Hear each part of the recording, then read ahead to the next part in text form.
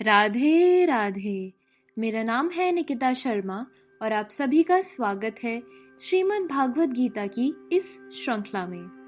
पिछले श्लोकों में हमने सुना कि किस प्रकार श्री कृष्ण के पांचजन्य शंख बजाने पर कौरवों की सेना के हृदय विदीर्ण हो गए और अर्जुन के पास भय का कोई कारण नहीं था। आज जानते हैं कि जब अर्जुन ने दुर्योधन और उसकी सेना को देखा तो श्री कृष्ण से क्या कहा।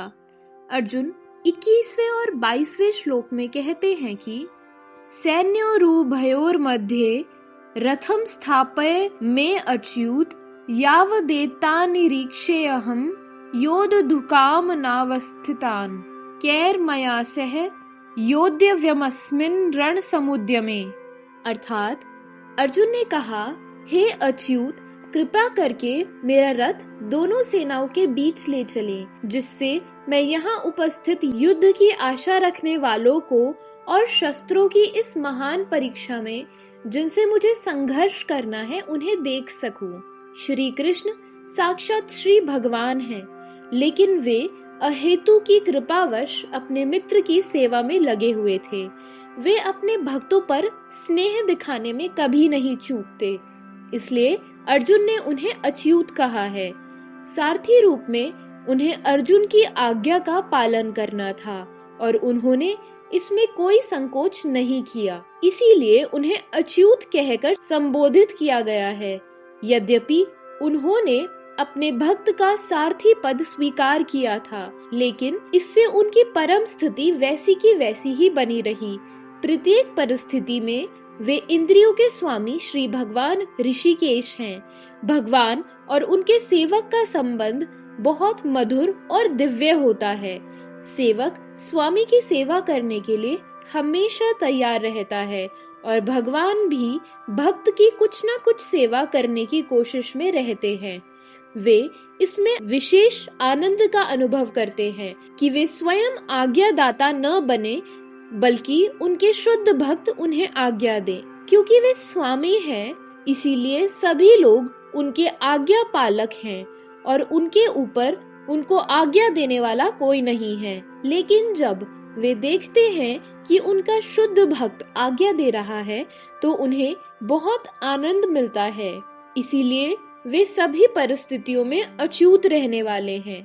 भगवान का शुद्ध भक्त होने के कारण अर्जुन को अपने बंधु बांधवों से युद्ध करने की बिल्कुल भी इच्छा नहीं थी, लेकिन दुर्योधन द्वारा शांतिपूर्ण समझौता न करके हठ धर्मिता पर उतारू होने के कारण उसे युद्ध भूमि में आना पड़ा।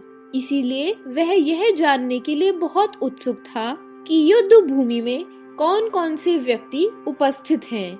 युद्ध भूमि में शांति प्रयासों का कोई प्रश्न नहीं उठता, तो भी वह उन्हें फिर से देखना चाह रहा था और यह देखना चाह रहा था कि वे इस अवांछित युद्ध पर किस हद तक तुले हुए हैं।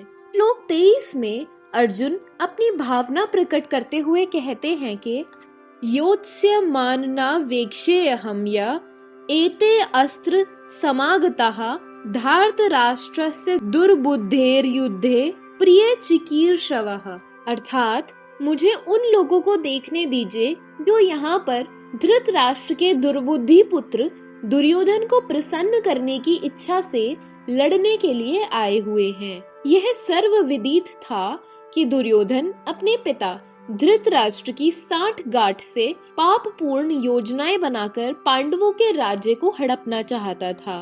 अतः जिन समस्त लोगों ने दुर्योधन का पक्ष ग्रहण किया था वे उसी के समान धर्मा रहे होंगे। अर्जुन युद्ध प्रारंभ होने से पहले यह तो जान ही लेना चाहता था कि कौन कौन से लोग आए हुए हैं, लेकिन उनके सामने समझौते का प्रस्ताव रखने की उसकी कोई योजना नहीं थी। यह भी तथ्य था कि उनकी शक्ति का, जिसका उसे सामना करना था, अनुमान लगाने की दृष्टि से उन्हें देखना चाह रहा था। यद्यपि उसे अपनी विजय का विश्वास था, क्योंकि कृष्ण उसकी बगल में विराजमान थे। अगले श्लोक में संजय धृतराष्ट्र को बताते हुए कहता है कि एव मुक्तो ऋषिकेशो गुणाकेशेन भारत सैन्योरुभयोर्मध्ये स्थापयित्वा रथोत्तमम्।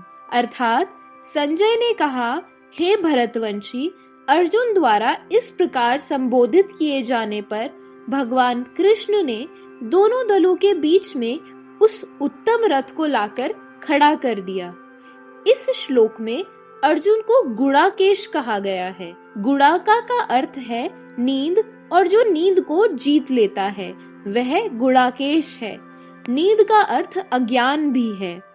इसीलिए अर्जुन ने कृष्ण की मित्रता के कारण नींद और अज्ञान दोनों पर विजय प्राप्त की थी। कृष्ण के भक्त के रूप में वह कृष्ण को क्षण भर भी नहीं भुला पाया, क्योंकि भक्त का स्वभाव ही ऐसा होता है। यहाँ तक कि चलते और सोते हुए भी कृष्ण के नाम, रूप, गुणों और लीलाओं के चिंतन से भक्त कभी मुक्त नहीं रह सकता। कृष्ण का भक्त उनका हमेशा ध्यान करते हुए नींद और अज्ञान दोनों को जीत सकता है। इसी को कृष्ण भावनामृत या समाधि कहते हैं। प्रत्येक जीव की इंद्रियों तथा मन के निर्देशक अर्थात ऋषिकेश के रूप में कृष्ण अर्जुन के मन को समझ गए कि वह क्यों सेनाओं के मध्य में रथ को खड़ा करवाना चाहता है। इसीलिए उन्होंने वैसा ही किया और फिर वे इस प्रकार बोले। आज की वीडियो को यही समाप्त करते हैं और अगले वीडियो में जानते हैं कि श्री कृष्ण ने अर्जुन से क्या कहा। आज का प्रश्न है कि अर्जुन ने श्री कृष्ण से उनका रथ युद्ध भूमि के बीच में ले जाने के लिए क्यों कहा। अपने उत्तर और विचारों को वीडियो के कमेंट सेक्शन में जरूर बताएं, ताकि हमें पता चल सके कि आप सभी लोग श्रीमद् भागवत गीता की इस श्रृंखला में हमारे साथ हैं। मिलते हैं अगली वीडियो में।